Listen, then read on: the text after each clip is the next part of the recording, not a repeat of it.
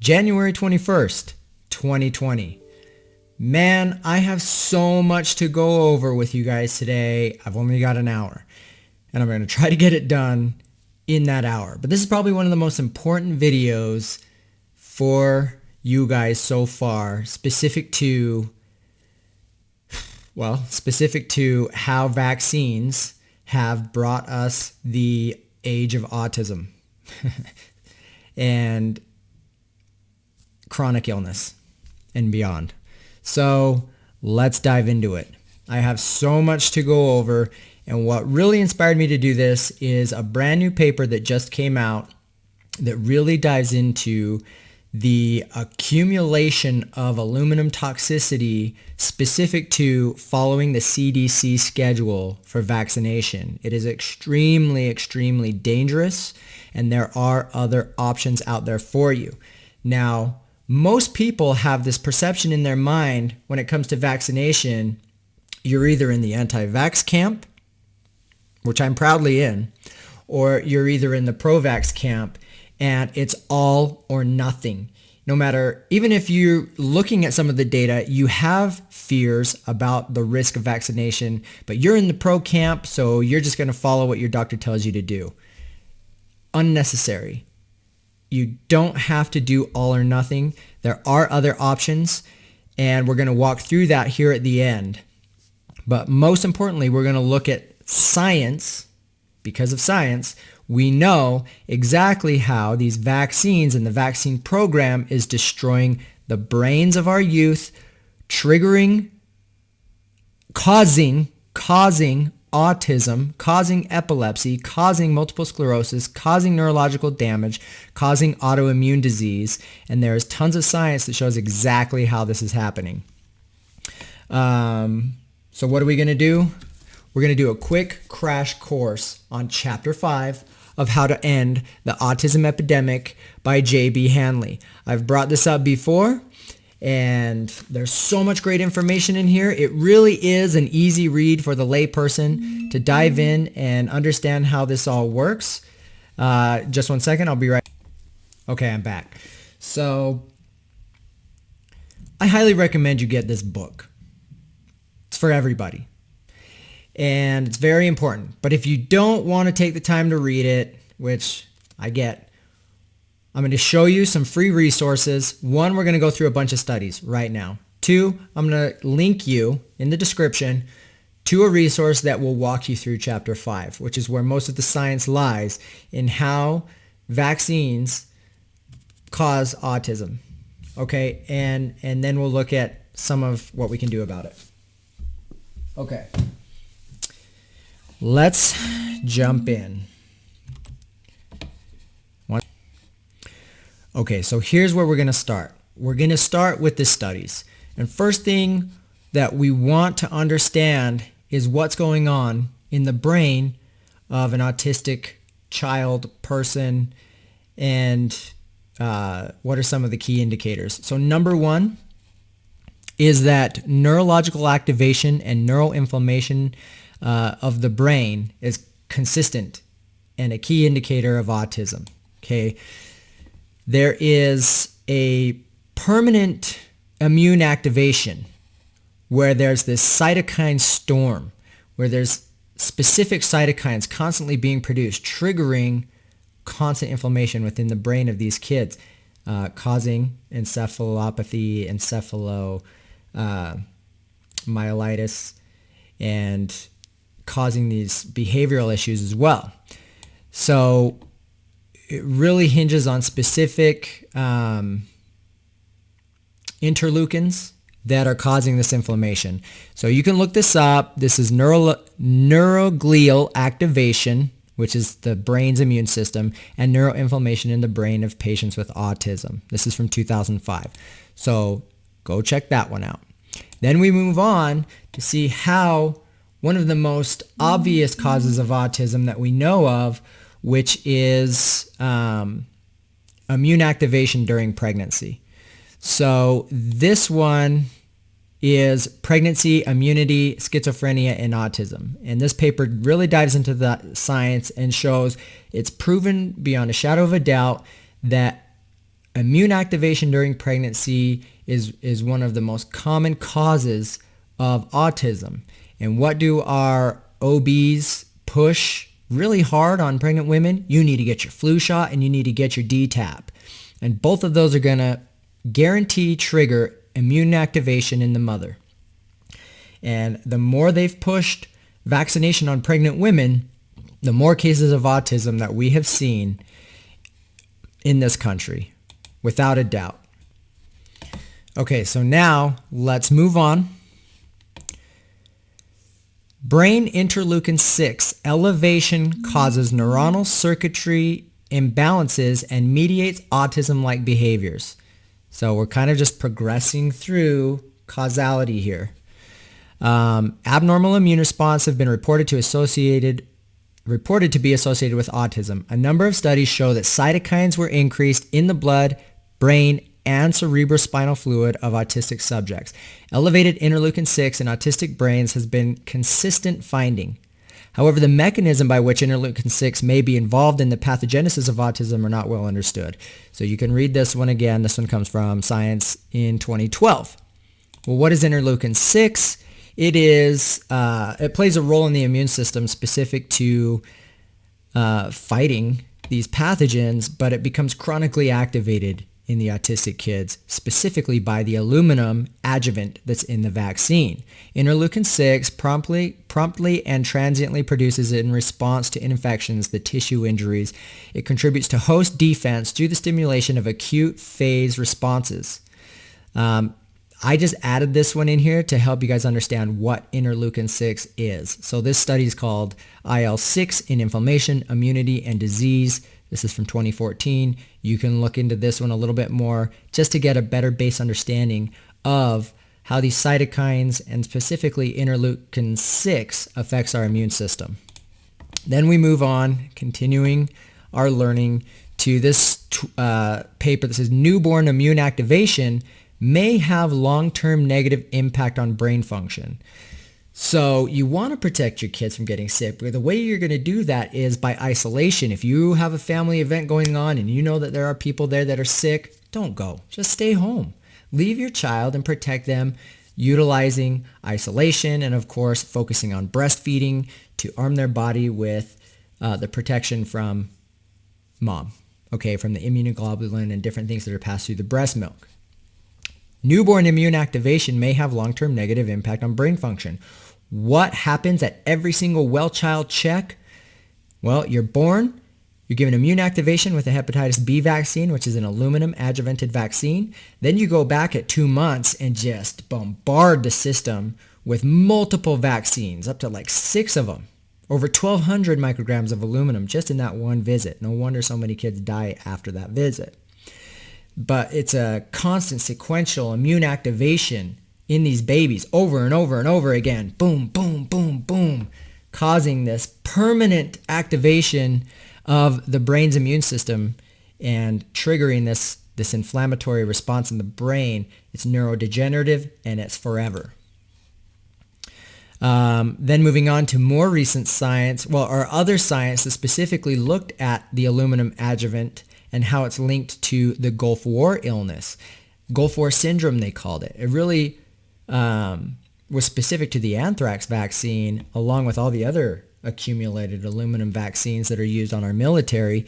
If you don't understand the catastrophic side effects that our military face from vaccine injury alone, you really need to watch Vaccine Syndrome. And that's in the Fear versus Freedom playlist of vaccines. Find Vaccine Syndrome or Google it in YouTube. You might be able to find it, but I doubt it. But this is where Professor Chris Shaw went in, actually got access to the specific aluminum adjuvants that are in the vaccines, gave them to mice at appropriate dosage that would be equivalent to what humans get, and basically replicated Lou Gehrig's disease or ALS along with autism behaviors.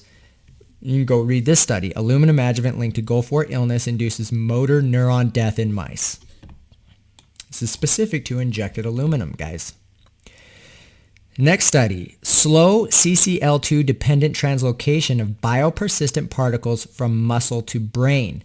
This is an important study, and it talks about how the microglia is actually transporting injected aluminum particles directly to the brain, and that it stays there. So you can go through and read this study.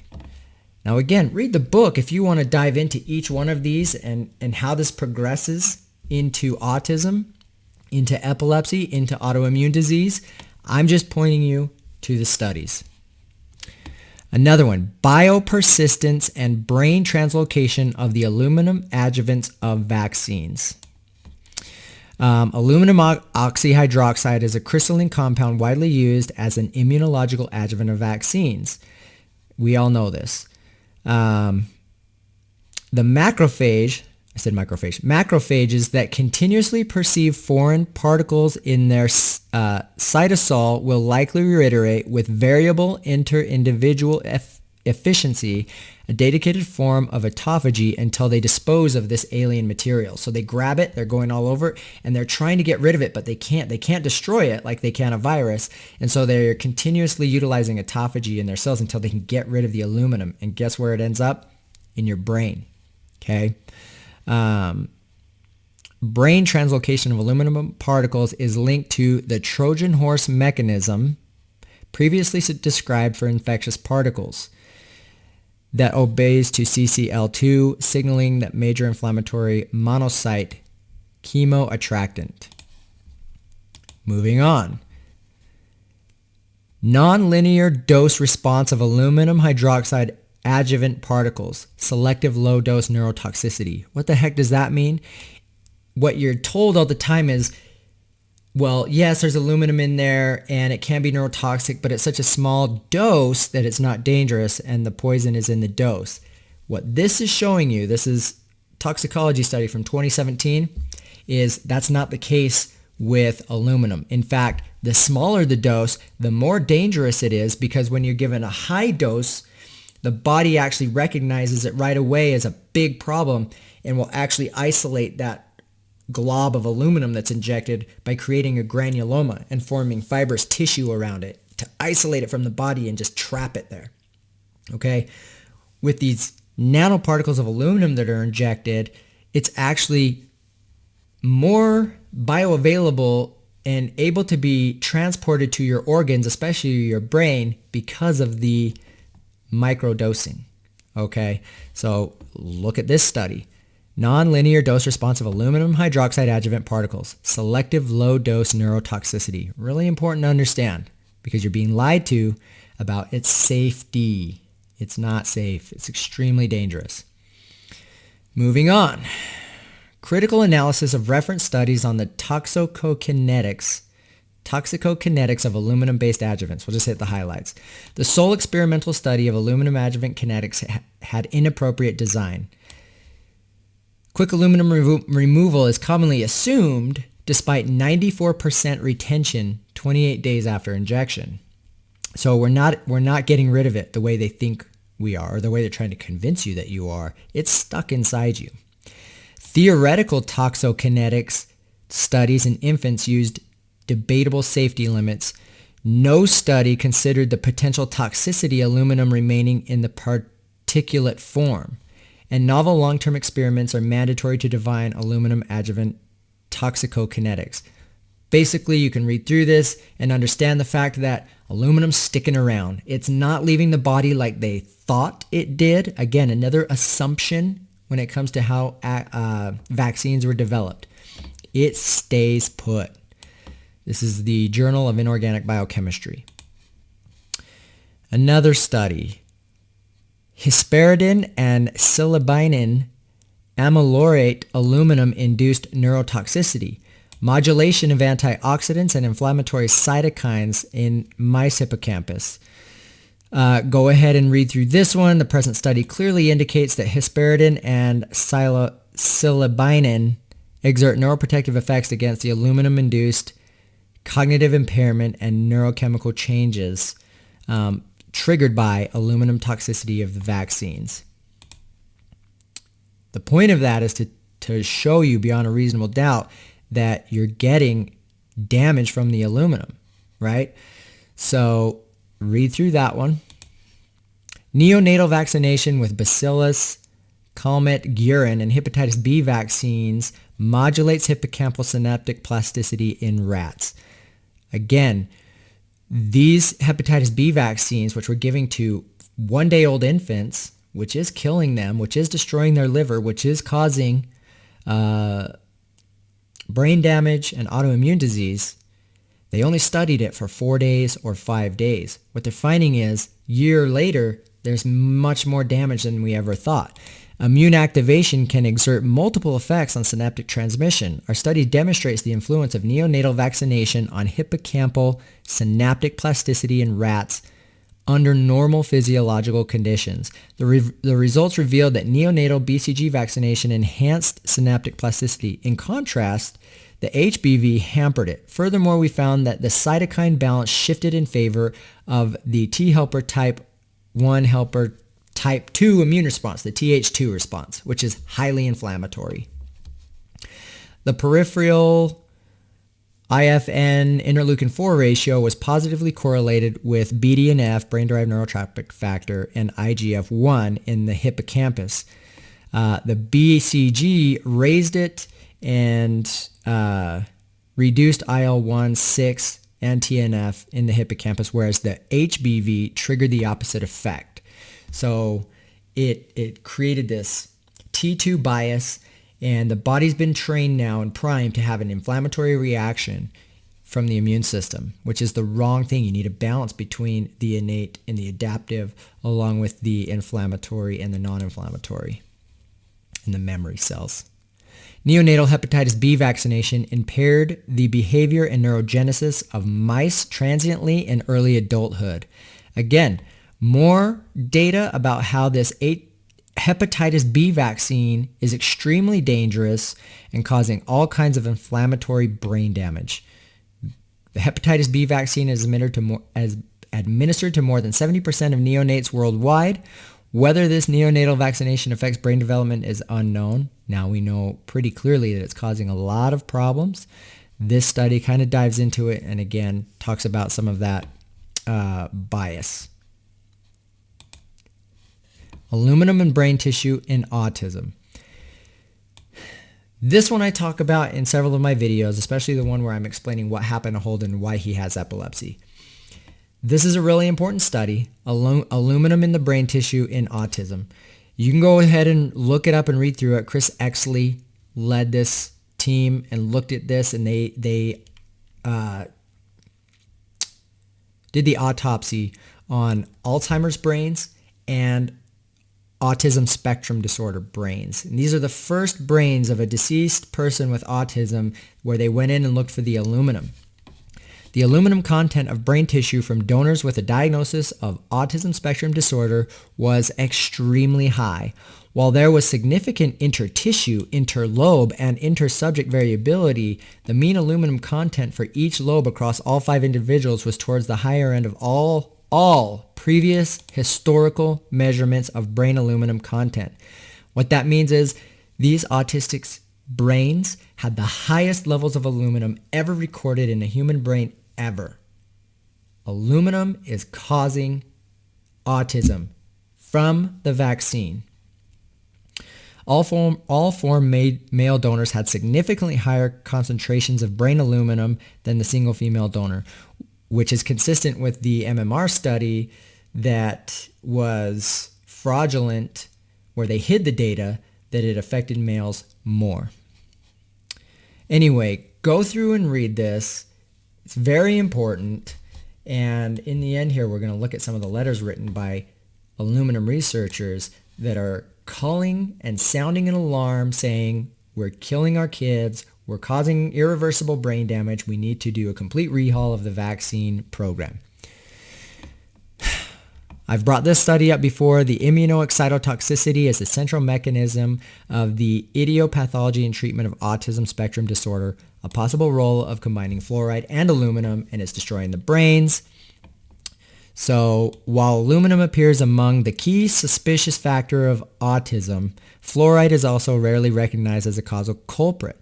A long-term burden of these ubiquitous toxins has several health effects with striking resemblance to the symptoms of autism. In addition, their synergistic action in molecules of alumina fluoride complex can affect cell signaling, neurodevelopment, and central nervous system functions at several times lower concentrations than either aluminum or fluoride acting alone. So not only is all this science that's showing how aluminum is destroying the brain, we're combining these in our body with fluoridated water and fluoride medications to just amplify the horrific effects and destructive, neurodestructive effects of these injections. So you can get the free PMC article here. It's a huge read. It's a good one too. But all of this brings me to the most recent paper that just got released called the Journal of Trace Elements in Medicine and Biology. And that's the journal. The article is called Acute Exposure and Chronic Retention of Aluminum in 3 Vaccine Schedules and Effects of Genetic and Environmental Variation. There's so freaking much covered in this paper. I've read through it a couple times now. It is worth your time to go read it. Now, after years and years of dedicated research, I can comfortably say I have no problem saying no to every single vaccine for my kids moving forward. And I wish I knew this back then, because I would have said no to them all along the way. And as I've tried to teach people, the number one thing, as people will actually listen and go, wow, I do see how this could be scary, but I'm also still afraid of the disease. Okay, I get it. Continue your research as deeply as you possibly can. But until then, if you see risk either way and you're not sure which way to go, this is why I'm saying it doesn't have to be an all or nothing. It does not have to be an all or nothing. And this study shows great options that you can use to mitigate the accumulated toxicity of aluminum that the kids go through based on the current CDC schedule, which is horrific. And you need to read this study. So I'm going to try to jump in and read some of this for you, but you got to look at it yourself.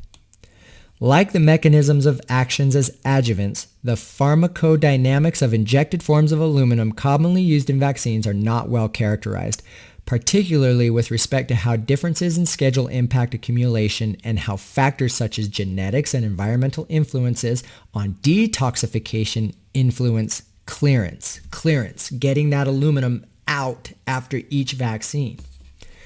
Previous modeling efforts are based on very little empirical data, which means we have no idea how anybody's doing it. We're just guessing, okay?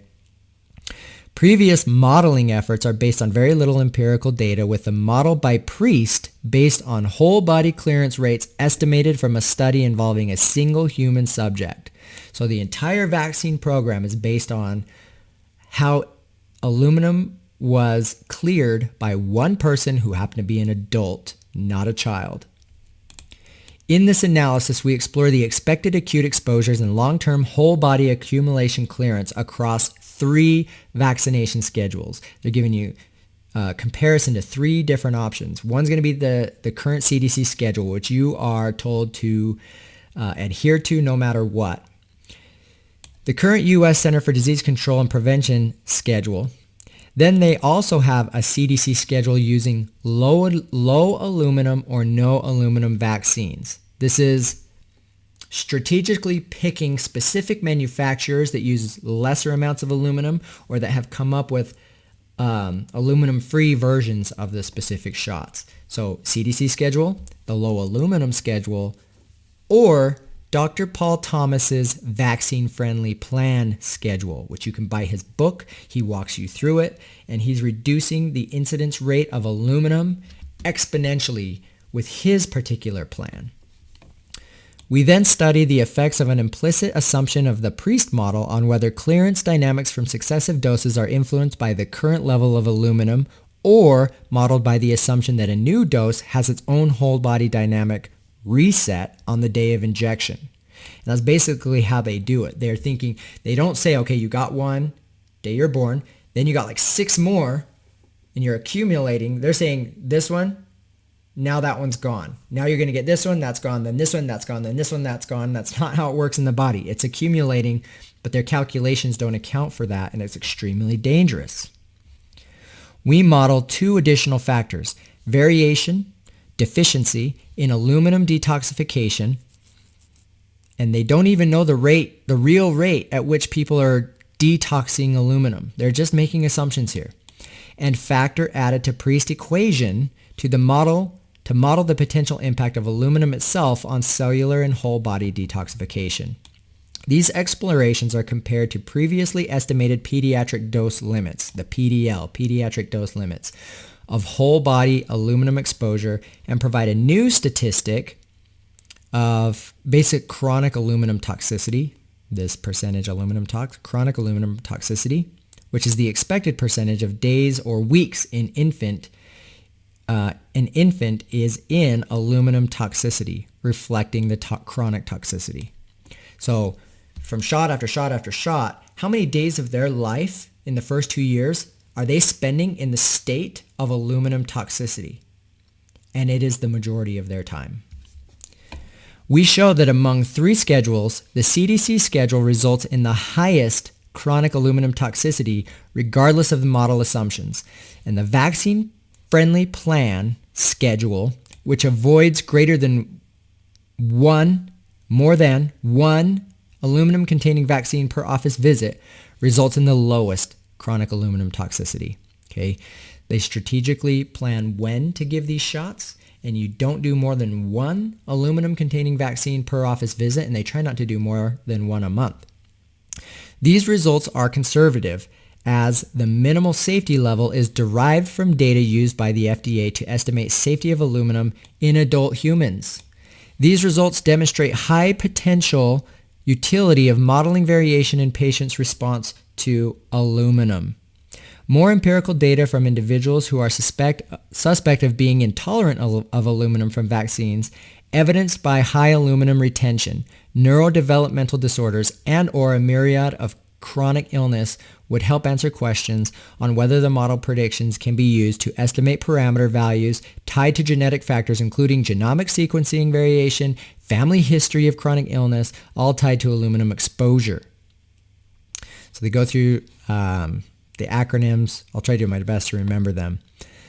And then they start diving into how the aluminum adjuvant aluminum oxyhydroxide, which is the dominant one in the majority, but there's also aluminum hydroxyphosphate. There's also amorphous aluminum hydroxyphosphate.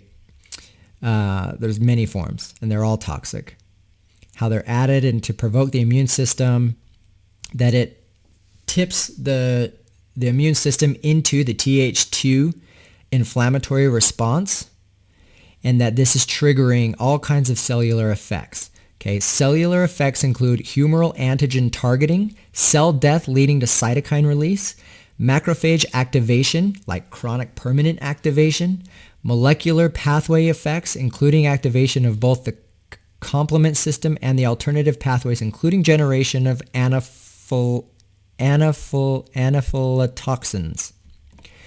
At the tissue level, nonspecific necrosis, apoptosis, and depot effect at the site of injection can occur. So a ton of destruction, especially at the injection site of cell death.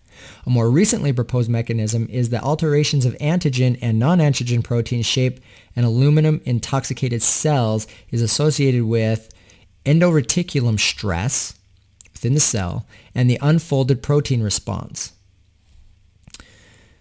Okay, so this goes on. I want you to go read it. And it just keeps going on about the type of destruction that's going on at the cellular level, within the tissues, in the brain. This part says, thus, rapid serum or blood clearance rates can be misleading, reassuring when considering chronic or even acute toxicity of aluminum injected with vaccines. Aluminum in many forms has been long suspected of playing a role in Alzheimer's disease. We know that it causes Alzheimer's, and is supported by studies showing disease symptom reduction from ingestion of silicone-rich mineral waters. Think Fiji water, Volvic, those types of waters. High in silica. You could also use like horsetail teas that are high in silica. tagging of aluminum released by detoxification with compounds in chlorella and spirulina may be essential to allow removal by the liver and to prevent retox, which means, say you're doing the Fiji water and it starts loosening these aluminum particles in the body, in the brain, in the organs. Well, they're just going to get captured back up somewhere else in the brain. Unless you're also supplementing with chlorella or spirulina, that once those are released, it grabs and helps remove from the body. That's what that's saying. We tried that for Holden. His brain damage is too irreversible. We did the Fiji water for a long time, along with the chlorella spirulina detox whole protocol. And man, was it tough. You could tell that there was this disruption of aluminum and things got worse, and we're hoping that some got released from the body, but it's a crapshoot. Okay. Beyond vaccine aluminum, there's also a toxic load just from aluminum exposure in the world, right? Aluminum compounds occur naturally in the environment and in our food, but very little ingested aluminum is absorbed through the intestines. Total aluminum exposure is affected by the aluminum amount in the individual's vaccines and the timing of repeated vaccination in the first 2 years. Again, bam, bam, bam, bam, bam. Compared the expected levels of aluminum uptake into the body from intravenous and oral intake, and concluded that human infants have higher exposure to aluminum from vaccination than from food, water, or formula. Our calculations confirm that for the CDC schedule, infants up to 6 months of life receive most of their metabolically available aluminum from vaccines. It should be expected that most aluminum retained in the body of infants come from vaccination combined with the levels of exposure from other exposures to manifest health risks from total exposure, making the timing and total aluminum content of different vaccine schedules an important consideration. In the study, we explore the effects of different dose schedules, reflecting 3 different vaccination schedules. Again, they're talking about the current schedule, the low aluminum schedule, and the vaccine-friendly plan. We also study the effects of an important model construction assumption reflecting the effects of previous aluminum exposures on the first day clearance, genetic variations in clearance rates, and the potential impact of aluminum impairment on its own detoxification on the expected retained fraction in the body over time. And then they represent results of the number of days a child can be expected to experience aluminum body burdens throughout the vaccination schedule in the first 2 years of life. It's crazy. So here's the differences between the 3 plans. Okay, column 1 is the CDC schedule. Column 2 is the modified CDC schedule with the low aluminum vaccines based on manufacturers. And then there's the vaccine-friendly plan. So day 1, 250 micrograms of aluminum from Hep B. Also in the modified schedule, 0 in vaccine-friendly plan. They're not going to make you do a Hep B vaccine for a brand new infant that's not at risk for Hep B. Okay? Take a look at 2 months old. And it's no surprise that so many sudden infant death syndromes and seizure events and anything happen after 2 months. A total dose of aluminum, 1,225 micrograms of aluminum for a 2-month-old baby. Okay? What you're going to see is in this made up safe limit on adults, on a 150-pound adult, the maximum is 850 micrograms. For a 150-pound adult, you're going to get an 8-pound baby, over 1,200 micrograms of aluminum at 2 months. 705 on the modified schedule and only 330 on Dr. Thomas's plan. 4 months, another 970. Okay, so you're getting all these vaccines. It adds up to 975 micrograms on top of the 1225, on top of the 250.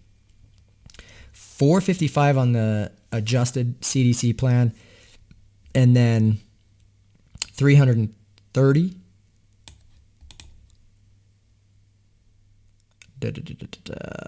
Looks like maybe 455. Okay. Then 6 months, another 1,000 705 on the modified, another 455. 12 months, another 600 on top of the 1,000, on top of the 975, on top of the 1225, on top of the 250. This is accumulating.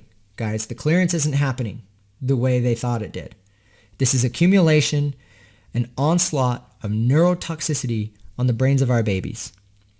375 on the modified, 250 on the vaccine-friendly plan, 875 more at 18 months, 580 here, 330 here.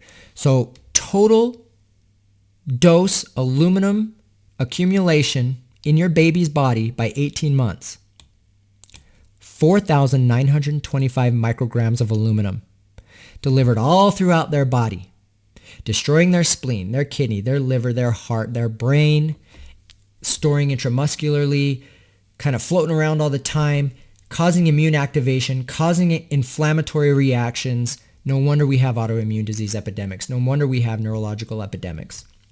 The modified, over 3,000. The vaccine-friendly plan, 1,820. Massive difference here. Now, Dr. Thomas has his own study within his practice. Okay, autism rates in the United States following the CDC schedule is around 1 in 45, somewhere between 1 in 36 and 1 in 59. So we can say around 1 in 45. Even if we said 1 in 59, that's horrific. Following the vaccine-friendly plan, it's less than 1 in 400. It's 1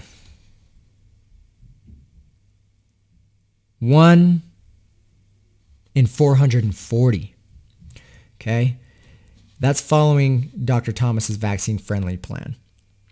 In his group, he had 715 of his patients that did no immunizations. They saw one case of autism, and I bet that mother got sick during pregnancy, which happens. There's a risk either way. Anyway, let's move on, guys. So then they go into all the science, and they talk about how the FDA safe limit of 800 micrograms of aluminum for adults, they put that limit here. Now in this study, they said that can't be right because these babies aren't 150 pounds. So they take this, use a calculation to get a dose of X amount of micrograms per kilogram per day. Okay, recalculate what the safe limit should be based on size and weight. So here's what they're saying is safe. Here's where the yellow line here, the adult limit scaled down to the child's weight in the 95th percentile, the average 50th percentile, and then the 5th percentile. Either way, no matter how big or small your baby is, you're way off on safety. Okay, so this is just a difference in the safe limits that they made up, bringing it actually specific to the child's weight. Okay, so the safety limit should be down here, not way up here. I'm running out of time.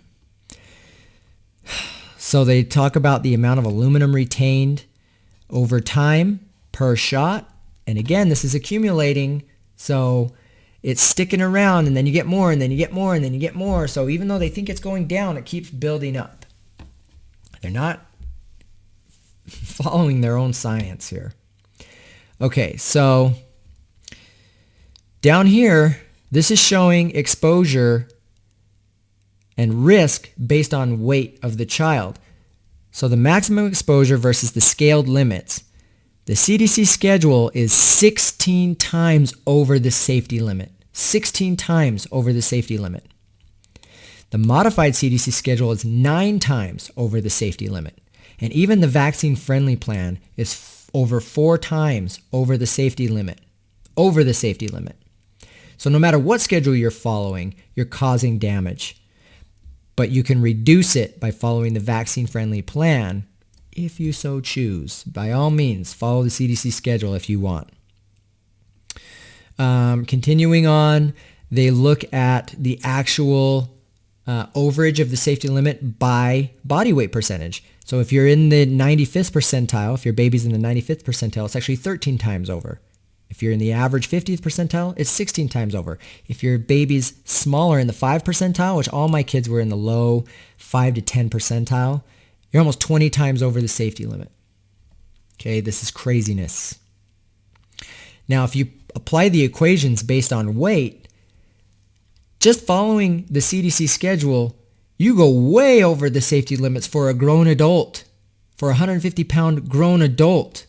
Way over each time you go for that well child check. And then the carried accumulation forever, right? The yellow is the modified schedule. You're way over what the childhood safety limit is, but you're still approaching dangerous levels of even an adult. And then the vaccine-friendly plan still goes way over the childhood safety limit, but is way more in line with what a child should be getting if you're choosing to vaccinate, because you're still loading your baby with toxic aluminum. But dang, look at that. Continuing on. Percentage of days over the aluminum limit from birth to 7 months and 2 years of age. 70% of their time on the CDC schedule from birth to 7 months, 70% of their life is spent in aluminum toxicity versus around 25% following the modified schedule versus maybe 5% following the vaccine-friendly plan. And then in the first 2 years of their life, it's like 25% of their time is spent in aluminum toxicity versus maybe 8% on the modified plan versus maybe 1 or 2% on the vaccine-friendly plan. Another chart that's showing a comparison of chronic aluminum toxicity, days spent way over the pediatric dose limit. Look at all these days spent over the pediatric dose limit. This is the CDC schedule. This is the modified schedule. This is the vaccine-friendly plan. And then over here, where you see no lines, this is choosing not to vaccinate. That's where I wish we were. I wish we were.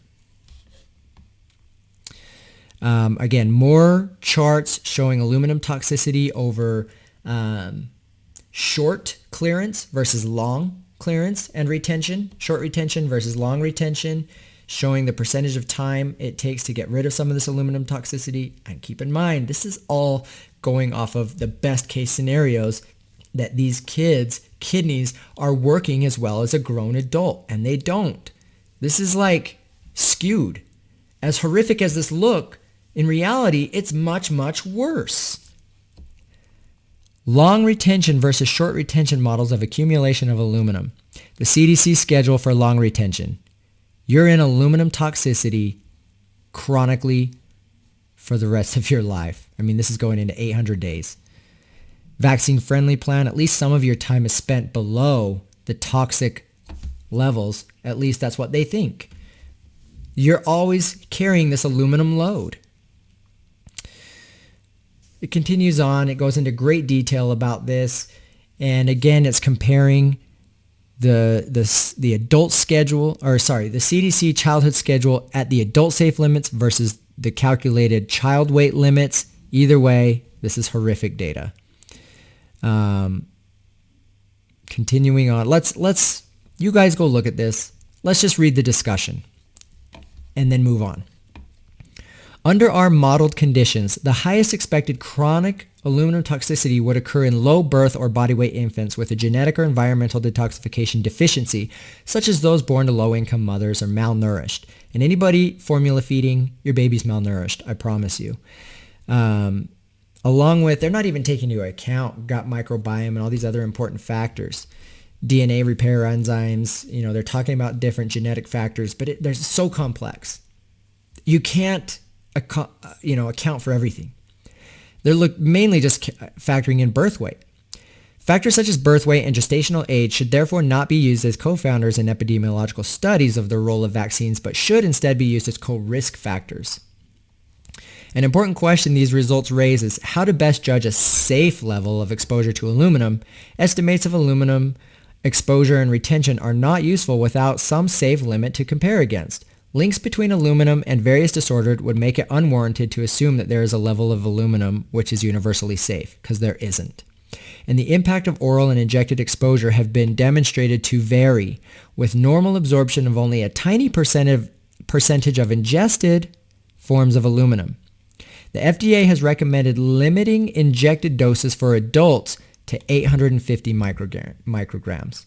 But let's go ahead and give your kids 4,000 by the time they're 2. 1,200 in one visit. At 2 months old.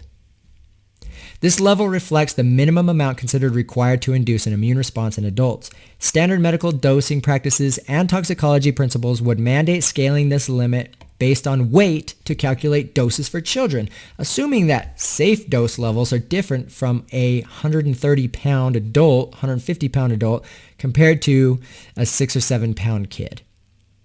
Even if all individual vaccines in a proposed schedule meet this weight adjustment limit, administration of multiple aluminum-containing vaccines in a single day could easily exceed the recommended safe limits, and we blow past that.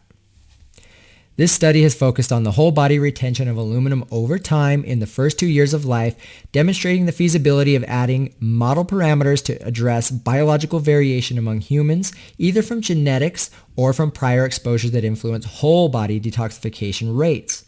The priest's results show that after a single injection, approximately 5% of the original aluminum remains in the body of an adult a year after the dose, but examined only aluminum excreted in urine. Okay, and that is a healthy adult whose kidneys have great function, the GFR rate is high, and they can clear out this stuff. Children, brand new babies, neonates, they don't have that efficiency. Among the 3 schedules presented here, the CDC schedule exceeds the recommended dose limit for an infant as inferred from an FDA adult safe level as a result of the simultaneous administration of multiple vaccines, aluminum-containing vaccines, and insufficient spacing of aluminum-containing vaccines. The vaccine-friendly plan schedule avoids this by suggesting only giving one aluminum-containing vaccination one at a time and by choosing brands of vaccines that are low in aluminum, thereby reducing the number of days an individual's body burden exceeds the pediatric dose limits based on minimal safe levels or limits. Using these same brands in the CDC schedule prevents exceeding the recommended dose limit for an adult, but all of these schedules exceed weight-adjusted limits for a median weight child, but the percentage of days over the minimal safe limit is drastically impacted by how retention is modeled, showing this to be an important area of future work. Factors considered that could have large impacts on total days over estimated limits include both how subsequent injections affect, if at all, clearing of aluminum already in the body, variations in aluminum clearing rates across the population, and whether aluminum itself could impact the body's ability to clear toxins. Okay, aluminum itself could impact the body's ability to clear toxins, and I'm pretty sure that it does. Okay, our approach used the weight-adjusted pediatric dose limit, which is based on the FDA's assumption that 850 micrograms of aluminum is safe for an adult. Of 150 kilograms, I think they meant pounds, but maybe that's a big adult. This assumption is known to be dubious because it is based on the study of ingested forms of aluminum in adult mice. Now this is key. This assumption is known to be dubious because it is based on the study of ingested forms of aluminum not injected in adult mice. Not injected forms of aluminum in infant mice or humans. The entire provenance of the determination of 850 micrograms safety in adults was reviewed in detail. The lack of any safe level data relevant to humans at all beyond the 4 to 5 micrograms per kilogram per day limit, which is posted by the FDA for individuals with renal dysfunction. So for those in renal failure, basically, you can't go above the 4 to 5 micrograms per kilogram a day. So that's maybe like 250 to 300 micrograms a day. That should be, if anything, a risk area for a baby. Okay, and we go 5 times more than that sometimes. Infants in the neonatal unit very often have limited renal function, and yet the FDA allows the Hep B vaccination with 250 micrograms of aluminum oxyhydroxide on day 1 of life if an infant is greater than 2 kilograms in mass. That's like 4.5, 5 pounds. Their analysis suggested that if a body weight adjusted microgram per kilogram per day safe level exists on day 1 of life, it is exceeded by vaccination of even median weight infants just by that Hep B vaccine. However, because the FDA determination that 850 micrograms per day is safe for adults was spurious, the pediatric dose limit used itself only a frame of reference level. Finally, our results represent the 50th percentile body weight. They're basically just explaining how they did the calculations and their babies are constantly in chronic toxic aluminum toxicity. They're talking about how you can't impact for genetic variations, that there is no dose reset just because you move on to the next vaccine. It's accumulating with every one. Empirical studies of whole body clearance in individuals who may reasonably be expected to have high risk of diseases and disorders thought to be due to genetic intolerance of vaccine type aluminum compared to those without any such issue may be warranted. The effects of successive dose of aluminum on clearance rates would provide data for the model parameter tuning, modeling of synergistic toxicity with fluoride, which we just saw in the other study, as well as with mercury, which we're exposed to in vaccines, in our teeth, in our water, could be illuminating and should be done. Aluminum toxicity from vaccines can be expected to be increased from other exposures such as aluminum in food, aluminum used to buffer drinking water, individual infants with incompletely closed intestinal barriers, or with autoimmune gastric and intestinal lesions may be experiencing much higher doses of aluminum than a pediatrician may be aware of. You have no clue. Aluminum has now been found in the brains of individuals who have died with various diagnoses, including multiple sclerosis, epilepsy, just like my boy, Parkinson's disease, Alzheimer's disease, and autism spectrum disorder. Whole body aluminum toxicity is important because aluminum affects the brain, the bones, the parathyroid, the spleen, the kidneys, and more, and of course the immune system. And these compartments, brain clearance of aluminum is the slowest. Okay, got that? It's almost impossible to get out of the brain. In rats, aluminum's half-life was found to be 150 days, and that's with using defuroxamine to try to help clear it out. A study demonstrated that the consumption of silica-rich waters may help. Make sure you're using chlorella and spirulina if you're going to go down that road. I'm not suggesting this to anybody. I'm not a doctor. All analysis to date, including our own, use aluminum clearance rate data from adults, which likely is an overly optimistic aluminum clearance rate. Got that? They're saying what we're presenting here is by far an overly optimistic aluminum clearance rate. This is like best case scenario for a healthy adult. And it's extremely dangerous as it is.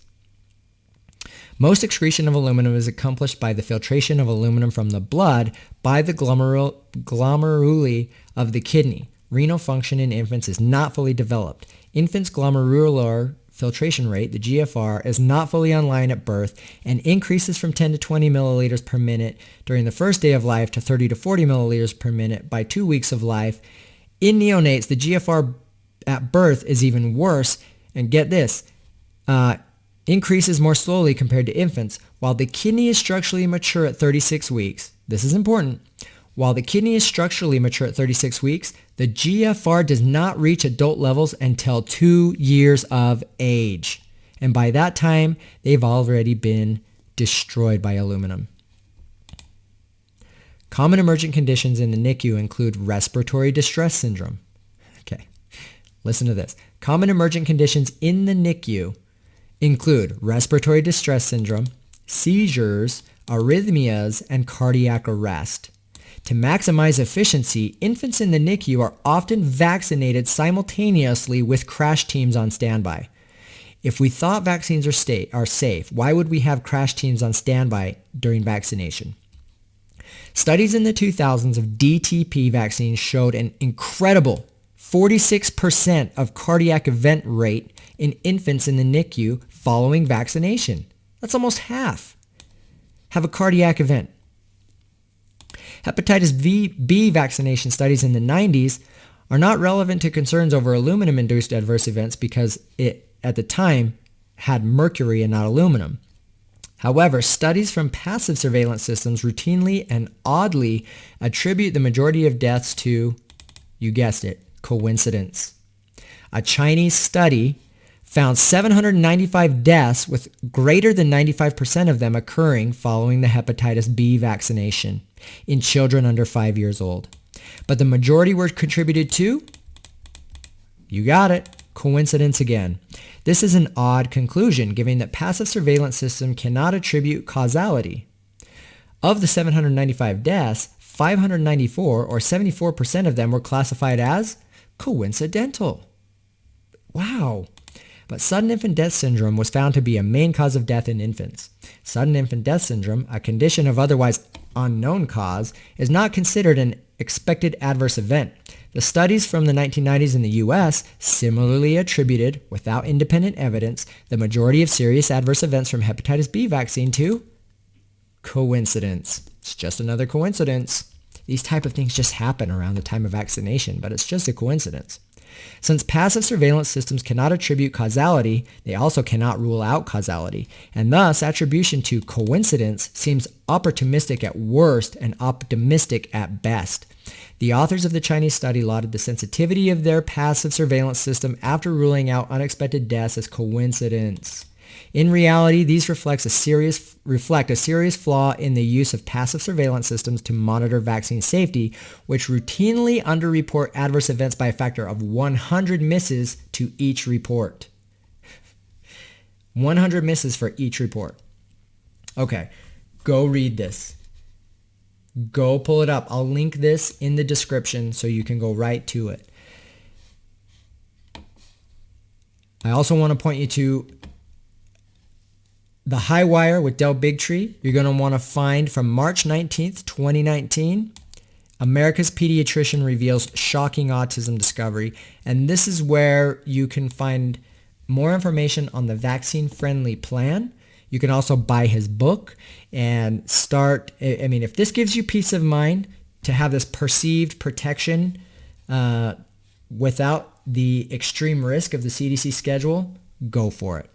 If it were me, I would choose not to, but that's just me. I'm not giving you advice. You do you after you do your research. Take a look at that one. Also, one of the best teachers for vaccine risk is Dr. Suzanne Humphries. Go to her YouTube channel and find, specific to this topic, aluminum toxicity, the one that says Trojan horses and cluster bombs. Dr. Suzanne Humphries on aluminum in Finland. Amazing talk. This one really helped me understand how Holden's brain was destroyed. And then lastly, and I'll try to link all of these in the description.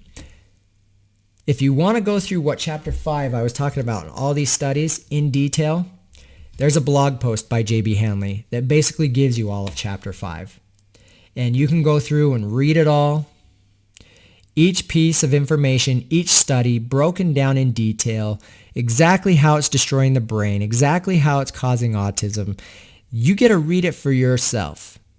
I'll link this so you can jump into it. It's all highly referenced with every one of these studies we talked about. I'd love to go through and read it all for you. But guess what? I'm out of time. And at the bottom of this are 3 very important letters. 3 very important letters. Here we go. A letter from Chris Shaw, who uncovered how the aluminum adjuvant is causing ALS, autism as well. A letter from Dr. Romain Girardi, and a letter from Dr. Chris Exley. You want to go through and read these. Each one. It's amazing. It's impactful. I will link this. You go read it. Okay? So important. Seriously, guys, even if I just have one person watching this, I do it because I care about these babies. I hate what my son goes through every day. He still is suffering so deeply, and vaccine injury will take his life, as it will all these kids eventually. And guess what? There will be in the documentation no instance of correlation between the vaccine and their death, but it is the cause of their death, whether it happened the next day, within 72 hours, or within 25 years. The cascade started with the vaccine injury. It happens at an epigenetic level. It happens at a direct biological level. It's horrible. Anyway, I do it because I care. Thank you for tuning in. Love you guys. Bye.